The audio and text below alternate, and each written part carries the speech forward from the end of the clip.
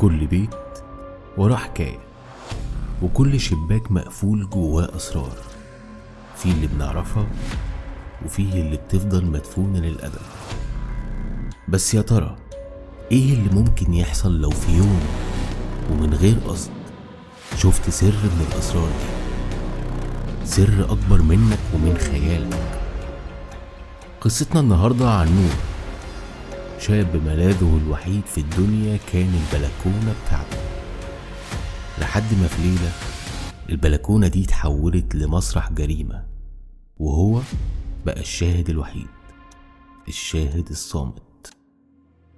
نور شاب عنده 25 سنة، لو بصيت عليه من بعيد هتشوفه شاب عادي جدا، يمكن هادي زيادة عن اللزوم، بس الحقيقة ان النور جواه عالم تاني خالص، عالم من القلق، من الخوف. الدكتور شخصه رهاب اجتماعي، Social Anxiety Disorder.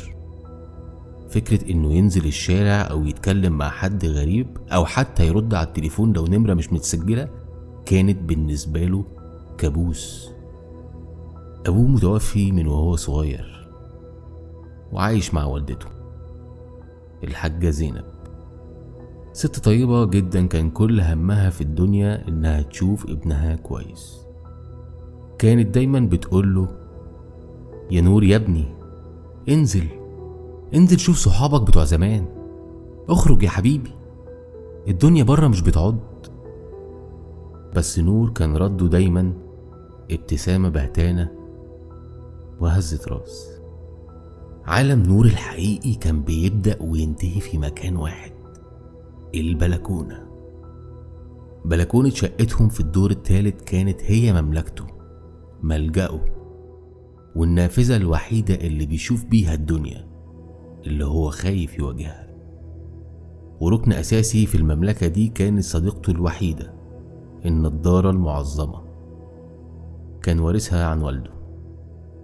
من خلال النضارة دي نور كان بيعيش حيوات تانية، كان بيشوف العالم، قصص بتتحرك قدامه، كان عارف كل تفاصيل الشارع وبالذات جيرانه اللي في العمارة اللي قصاده من غير ما يكلم ولا واحد فيهم.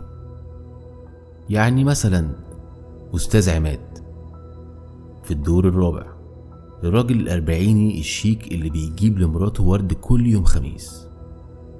نور كان عارف ان ورا الورد ده خيانة، كان بيشوف عربية غريبة بتركن تحت العمارة بالليل، والأستاذ عماد ينزل لها بعد ما يتأكد ان الشارع فضي ويرجع بيته قبل الفجر بساعة.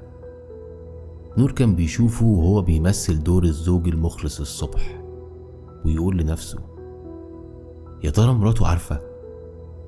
طيب لو عرفت هتعمل ايه؟ وعلى النقيض تماما كان فيه القصة اللي نور بيحبها جدا، قصة سلمى اللي ساكنة في الدور التاني، بنت في سنه تقريبا، كانت بيضة وقصيرة شوية وعينيها واسعة، عندها كلب صغير لونه بني واسمه بندق. كل يوم الساعة 6 المغرب بالظبط سلمى كانت بتنزل تمشي بندق في الشارع. نور كان بيستنى الميعاد ده بفارغ الصبر، كان بيظبط نضارته المعظمة على مدخل العمارة ويتابعها وهي بتتمشى، شعرها بيطير في الهوا، ولما بتضحك لو بندق طلع يجري ورا قطة. كان بيتخيل حوارات كاملة معاها، يسألها عن يومها وهي تحكيله عن مشاكلها في الشغل. في خياله كان فارس أحلامها الأول، وفي الواقع كان مجرد خيال بيبص عليها من بعيد. حياته كانت ماشية على الروتين ده، الصبح قلق وتوتر من أي احتكاك بالعالم الخارجي، ده لو اضطر إن هو ينزل، وبالليل بيبدأ العرض. كانت ليلة من ليالي الصيف المتأخرة، الساعة عدت 2 بعد نص الليل، الدنيا هدوء، وأم نور كانت نايمة من بدري، ونور كالعادة قاعد في مملكته البلكونة. الجو كان هادي زيادة عن اللزوم، ونور كان حاسس بالملل. وجه نضارته المعظمة بشكل عشوائي على شبابيك العمارة اللي قصاده، اللي أغلبها كانت ضلمة، أصحابها نايمين إلا شباك واحد، شباك شقة الأستاذ عماد في الدور الرابع. النور كان خافت، جاي من أباجورة. في الأول نور شاف خيالين بيتحركوا، افتكر إنه المشهد المعتاد، الأستاذ عماد ومراته بيتخانقوا كالعادة قبل ما يناموا. وجه النضارة المعظمة أكتر عشان يشوف بشكل أوضح، بس المرة دي الموضوع مختلف تماما. الحركة ما كانتش مجرد خناق، كانت أعنف. شاف الأستاذ عماد بيزق مراته بعيد عنه، شافها وهي بتحاول تدافع عن نفسها. الصوت كان مكتوم لكن الصورة كانت أوضح من الشمس. شاف إيدين عماد بتتحرك ناحية رقبتها، وشاف تعابير وشها بتتغير من الغضب للخوف، وبعدين للفزع، وبعدين سكون. نور حس بقلبه هيقف، الدم هرب من وشه. اللي شافه ده مش خناق، لأ، اللي شافه ده جريمة. في اللحظة الرعب دي ايديه اللي كانت ماسكة النضارة المعظمة اترعشت. حاول يرجع لورا عشان يستخبى، بس النضارة فلتت من ايده ووقعت على الارض. صوت المعدن وهو بيخبط في حديد البلكونة عمل صدى صوت مرعب، صوت عالي وواضح ومميت. نور اتجمد في مكانه، قلبه كان بيدق جوه ودانه. وطى بسرعة عشان يستخبى ورا سور البلكونة، وهو بيدعي ان محدش يكون سمع حاجة. بعد ثواني حس انها الاطول في حياته، اتشجع وقرر يبص تاني بحذر. رفع راسه بالراحة فوق سور البلكونة وبص على شباك أستاذ عماد، وهنا كانت الصدمة الحقيقية. الأستاذ عماد كان واقف عند الشباك، مش بيبص ناحية مراته اللي على الأرض، لأ، كان بيبص بره، بيبص ناحية بلكونة نور. عينيه كانت مركزة عليه بشكل مباشر جدا، وكأنه عارف مكانه بالظبط. وفجأة الأستاذ عماد ابتسم.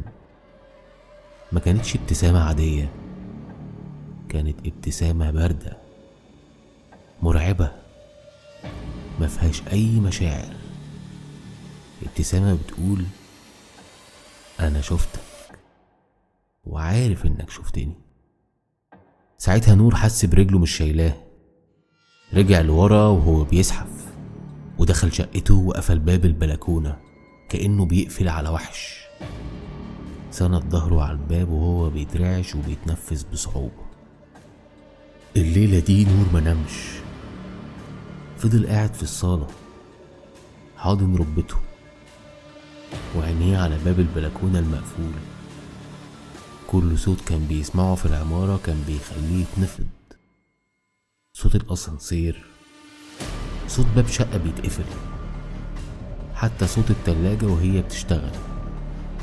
عقله كان في حرب، جزء منه بيقوله انت شفت جريمة قتل، لازم تبلغ البوليس فورا، وجزء تاني، الجزء اللي الرهاب الاجتماعي زرعه جواه، كان بيقوله هتبلغ تقول ايه؟ هتقول لهم كنت قاعد بتجسس على جيراني؟ مين هيصدقك؟ هيقولوا عليك مجنون او متواطئ. انت اصلا مش واثق في نفسك، عايز الناس تثق فيك ازاي يعني؟ بس السؤال الاخطر اللي كان بياكل في دماغه، هو اللي انا شفته ده حقيقي اصلا؟ نور كان بيقول لنفسه ما يمكن اني كنت تعبان، او يكون ده خيال. عقله الباطن اللي عارف ان الراجل ده بيخون مراته صور له المشهد ده. هو طول عمره بيخاف من الناس، اكيد عقله بيخلق له اسباب زيادة عشان يفضل مستخبي. الشك كان بيقتله اكتر من الخوف. فضل طول اليوم محبوس في اوضته، بيبص على باب البلكونة كأنه باب زنزانة، ما قدرش يقرب منه. مملكته اتحولت لأرض عدوه. كل ما يفتكر ابتسامة الأستاذ عماد جسمه بيقشعر. عقله بيقوله خيال، بس قلبه بيقوله حقيقة. بعد الظهر سمع صوت حركة في العمارة اللي قصادهم. بص بحذر، بس المرة دي من ورا شباك اوضته. شاف عربية بوليس وعربية اسعاف. شافهم بيشيلوا جثة متغطية بملاية بيضة من العمارة. ايه ده الموضوع حقيقي بقى. مدام نادية ماتت بجد. الخوف اللي حس بيه اتحول لرعب حقيقي. القاتل مش بس شافه، ده كمان عايش على بعد خطوات منه وحر طليق. نور بص على التليفون وفكر يتصل بالبوليس. مسك الموبايل وكتب 122، بس صوابعه اتجمدت. هيقول ايه؟ لو قفشوا القاتل هيجيبوه المحكمة عشان يشهد. هيقف قدام القاضي والناس والمحامين، ووش القاتل هيبقى في وشه. فكرة المواجهة دي كانت مرعبة جدا، أكتر من فكرة إن القاتل يسيبه في حاله. في اللحظة دي سمع صوت جرس الباب بتاع شقتهم. قلبه وقع في رجليه. بص من العين السحرية لقى والدته الحاجة زينب. دخلت تحكيله على اللي بيحصل في العمارة اللي في وشهم. عارف البنت اللي ساكنة قصادنا؟ نادية مرات عماد، اتوفت امبارح يا عيني. قابلته تحت، كان لابس اسود وكان حزين قوي وبيعيط. جات لها أزمة قلبية، ادعي لها بالرحمة. نور وقف مكانه وكان بيسمع ومش مصدق كمية الكذب اللي بتتقال. أزمة قلبية؟ ما قدرش يحكي لأمه، هيخوفها على الفاضي، وممكن هي كمان ما تصدقهوش. نور كان حاسس ان الهوا بيتسحب من صدره. الشك اتحول ليقين. الراجل ده قاتل، وهو عارف ان نور شافه. ودلوقتي نور بقى محبوس بين 4 حيطان، ومحبوس جوه خوفه. البلكونة اللي كانت ملجأه الوحيد بقت مصدر رعبه، والنضارة المعظمة اللي كانت شباكه على الدنيا دي بقت الدليل اللي ممكن يموته.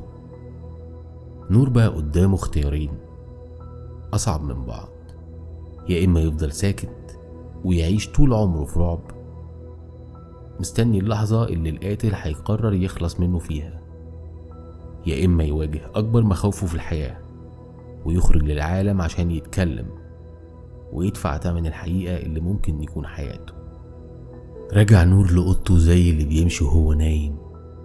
قعد على سريره وهو بيبص على الحيطة، وعقله بيعرض له ابتسامة عماد المرعبة مرة ورا مرة.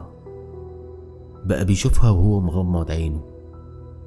الابتسامة دي كانت رسالة واضحة: أنا وإنت بس اللي عارفين السر ده، وكلمة واحدة منك هتكون نهايتك. الأيام اللي بعد كده اتحولت لجحيم صامت. نور بطل يخرج البلكونة تماما، بقى عايش في حالة ترقب مرعبة. أي صوت في بير السلم كان بيخليه يتنفض. كل ما جرس الباب يرن قلبه بيقع في رجليه، ويجري يبص من العين السحرية وهو بيدعي ما يشوفش وش الأستاذ عماد. وعماد كان بيستمتع باللعبة دي، كان بيعزف على وتر خوف نور باحترافية سادية. نور كان بيلمحه من شباك اوضته واقف تحت العمارة بالليل، مجرد خيال اسود بيبص لفوق ناحية شقته من غير ما يتحرك. مجرد وجوده واقف تحت العمارة كان تهديد كافي لنور. لكن في مرة والدة نور رجعت من السوق وقالت له: الأستاذ عماد جارنا ده راجل محترم قوي يا نور، قابلني تحت وساعدني في شيل الشنط لحد الأسانسير. نور حس إن في إيد تلج مسكت قلبه وعصرته عصر. عماد كان بيمسك خيوطه حواليه، بيدخل حياته بالبطيء ويوصل لأقرب الناس ليه. تهديد من تحت لتحت. اللحظة اللي غيرت كل حاجة جت في يوم 4 بعد حوالي 2 أسبوع من الواقعة دي. نور كان واقف ورا الشباك اوضته كعادته. شاف الأستاذ عماد نازل من العمارة لابس ومتشيك كالعادة وكأنه رايح مناسبة.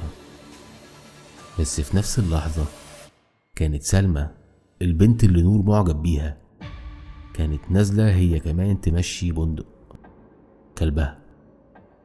عماد لما شافها راح ناحيتها بابتسامة ساحرة، ابتسامة مختلفة تماما عن اللي نور شافها، وبدأ يتكلم معاها ويلعب مع الكلب بتاعها. نور شافه وهو بيضحك وبيشاور لها على حاجة في الشارع، وشاف سلمى وهي بتضحك معاه ببراءة. في اللحظة دي نور محسش بالخوف، حس بغضب عمره ما حس بيه قبل كده. الوحش ده مش بس بيهدده هو، ده كمان بيحاول يلوث الحاجة الوحيدة النظيفة والبريئة في عالم نور. خيال سلمى اللي كان بيهرب ليه من الدنيا، المجرم بيحاول يوصل له هو كمان. فجأة نور حس انه ما ينفعش يفضل ساكت. الخوف على نفسه كان بيشله، لكن الخوف على حد تاني حركه. بس هيعمل ايه؟ لو راح البوليس محدش هيصدق. شهادة شاب عنده رهاب اجتماعي بيقول ان شاف جريمة في النظارة المعظمة، وكلمة عماد قصاد كلمته. عماد اللي كل الجيران بيشهدوا بأخلاقه وحزنه على مراته. كان لازم يلاقي دليل مادي محدش يقدر ينكره. عقله بدأ يشتغل لأول مرة من سنين. هو كان بيراقب عماد وعارف كل تفاصيله ومواعيده، عارف ان كل يوم 3 بالليل بيخرج في نفس الميعاد من 9 ل 11، غالبا عشان يقابل الست التانية اللي كان بيخون مراته معاها. دي فرصته الوحيدة، ساعتين لازم يدخل فيها شقة عماد ويدور على أي حاجة تثبت اللي شافه. وجه يوم التلات. نور كان بيترعش بس جواه تصميم غريب. استنى لحد ما شاف عربية عماد بتبعد عن الشارع. بص على أمه الحاجة زينب، لقاها بتتفرج على المسلسل ومنسجمة تماما. طلع من أوضته بالراحة وفتح درج قديم كان شايل فيه أدوات صغيرة كان أبوه بيستخدمها في التصليح. أخد منه كام حاجة كده يمكن تنفعه في فتح الباب. نزل على طراطيف صوابعه. كل خطوة في بير السلم كانت دقة قلب زيادة. وصل قدام باب شقة عماد. إحساس إنه واقف قدام عرين الأسد كان مرعب. طلع الأدوات والمفكات اللي معاه وبدأ يحاول يفتح الباب. إيده كانت بتترعش لدرجة إنه ما كانش عارف يمسك الحاجة كويس. غمض عينيه وافتكر صورة عماد وهو بيضحك مع سلمى. الغضب ده اداله دفعة، وبعد كذا محاولة سمع صوت تك خفيفة. الباب اتفتح. دخل وقفل الباب وراه. الشقة كانت ضلمة وكئيبة وكان فيها ريحة برفان جامدة. نور شغل كشاف موبايله وبدأ يدور زي المجنون في أوضة النوم، في الدولاب، تحت السرير. مفيش أي حاجة. الشقة كانت نظيفة بشكل مثير للشك، كأن كل أثر للجريمة اتمسح بتركيز. الوقت كان بيجري. نور بدأ يحس باليأس. بس فجأة وهو بيفتش في مكتبة صغيرة في الصالة لاحظ إن في كتاب مقلوب. فضوله خلاه يسحبه. الكتاب كان مجوف من جوه، وجواه لقى تليفون صغير، مش سمارت فون، من التليفونات القديمة اللي بتستخدم للمكالمات والرسائل بس. ده التليفون اللي كان بيكلم منه الست اللي بيخون مراته معاها. لقى سجل المكالمات فيه رقم 1 بس متكرر. رسالة مبعوثة كانت يوم الجريمة، مكتوب فيها: خلصت عليها غصب عني، قتلتها. نور حس بانتصار للحظة. مسك التليفون وحطه في جيبه، وهو بيلف عشان يخرج سمع صوت المفتاح في كالون الباب. قلبه وقف. عماد رجع. مفيش وقت يهرب خلاص. بص حواليه برعب وجيري استخبى ورا ستارة تقيلة جنب البلكونة. سمع صوت خطوات عماد وهو بيدخل ويقفل الباب. عماد ولع نور الصالة وراح ناحية التلاجة ياخد ازازة مية، شرب منها ببرود وبعدين مشي ناحية البلكونة. نور كان نفسه بيتقطع وهو شايفه من فتحة صغيرة في الستارة. شاف عماد وهو بيبص على مكان الكتاب وما بيلاقوش. تعابير وش عماد اتغيرت في ثانية. بص حواليه في الشقة بعيون زي الصقر. أنا عارف إنك هنا. بدأ يتحرك في الشقة بالراحة وهو بيدور. صوت عماد الهادي كان مرعب أكتر من أي صرخة. بدأ يتحرك في الشقة بالراحة وهو بيدور. عماد قرب من الستارة ونور ساعتها غمض عينيه، كان مستني النهاية. فجأة عماد شد الستارة مرة واحدة، عينيهم اتقابلت. للحظة الزمن وقف. رعب نور قصاد غضب عماد. أنا كنت عارف إنك هتيجي. الفضول بيقتل صاحبه يا نور. عماد هجم عليه ونور من كتر الرعب زقه بكل قوته ورجع لورا. خبط في ترابيزة صغيرة عليها فازة وقعت اتكسرت وعملت صوت عالي. استغل نور اللحظة دي وجري ناحية باب الشقة، بس عماد كان أسرع منه. مسكه من قميصه ورماه على الأرض. نور حس بألم رهيب في ظهره وبص لقى عماد واقف فوقيه، عينيه بتطلع شرار. أنا كنت هسيبك تعيش في خوفك، بس أنت اللي اخترت يا نور. في اللحظة اللي عماد كان بيرفع فيها ايده عشان يضربه، الاتنين سمعوا صوت كلب بيهوهو بصوت عالي ومستمر جاي من تحت في الشارع. صوت كلب نور عارفه كويس، بندق. الصوت ده لفت انتباه عماد لثانية، ثانية واحدة بس كانت كافية. ساعتها نور بكل قوته مد ايده على حتة من الفازة المكسورة وخبط بيها رجل عماد. عماد صرخ من ألم ورجع لورا. نور استغل الفرصة دي وزحف بعيد عنه وراح ناحية شباك البلكونة ومسك أول كرسي قبله في سكته ورماه كسر بيه إزاز الشباك. صوت تكسير الإزاز كان عالي قوي بالليل. ساعتها انذار عربية تحت اشتغل من الخبطة. الأنوار في شبابيك العمارة بدأت تنور شباك ورا التاني، ولسه صوت بندق بيهوهو بجنون تحت. عماد بص على الشباك المكسور وبعدين بص على نور بنظرة كلها كره وهزيمة. لعبته انتهت. بعدها بشوية صوت سرينة البوليس كان بيقرب والباب بدأ يخبط بعنف. بعدها بأسابيع الحياة بدأت ترجع لطبيعتها، بس مش زي الأول. الأستاذ عماد اتقبض عليه والتليفون اللي نور لقاه كان الدليل القاطع. نور بقى بطل في نظر جيرانه وفي نظر والدته اللي بصت له لأول مرة بفخر، لكن الأهم إنه بقى بطل في نظر نفسه. الرهاب الاجتماعي ما راحش في يوم وليلة، لكن جداره المنيع اتشقق. في يوم بعد العصر نور فتح باب البلكونة. الهوا كان نظيف والشمس دافية.